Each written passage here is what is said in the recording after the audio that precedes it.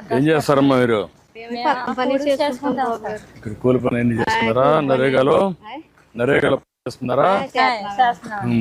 April నెలలో చేసామండి, ఉమ్, 2 పూటలు చేసామండి. ఇప్పుడు మే నెల నుంచి 2 పూటలు చేస్తున్నామండి. ఉమ్, జూన్ వరకు చేసుకోమని అన్నారండి. ఉమ్. ఇప్పుడు బాడీ సొంటి అన్ని ఎత్తుకోతున్నాం సార్. మీరు ఎంతమంది అమ్మా ఇంట్లో? మాకు 3 కొడుకులు, ఒక అమ్మాయి అండి. పెళ్ళిళ్ళు అయిపోయి పెద్ద బాబు మన పోయాడు. ఉమ్, ఆ బాబుకి 2 అమ్మాయిలు, ఒక అబ్బాయి అండి. ఉమ్. ఓకే, ఈ ఊరేనా మీది? ఈ ఊరండి మీదమ్మా? మీది ఊరేనా? ఎంతమంది అమ్మా నీకు పిల్లలు? ఏంటమ్మా? బాబు పాపనండి. పాప వర్కర్ చేస్తుందండి.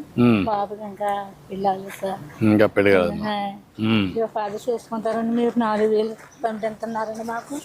మీకు ఒక ఐడియా ఉందమ్మా పింఛన్ ఎట్లా వచ్చేది అని? 3,000 వచ్చేసారు. మాకు సరిపోయి కదా సార్. మీరు రాగానే 1,000 రూపాయలు పెంచారండి. నీకు ఎప్పటి నుంచి పింఛన్ వస్తానమ్మా? ఆయన 10 సంవత్సరాలు, 11 సంవత్సరాలు పోయి అటాక్ వచ్చింది. అప్పటి నుంచి ఇంత మునుపు 200 నుంచి 2,000 చేసినప్పుడు జ్ఞాపకం ఉందా?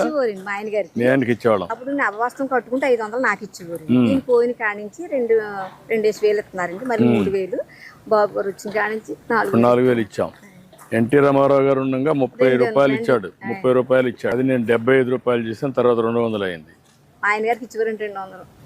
అక్కడి నుంచి 2,000 చేసాం. అక్కడి నుంచి 4,000 చేసాం.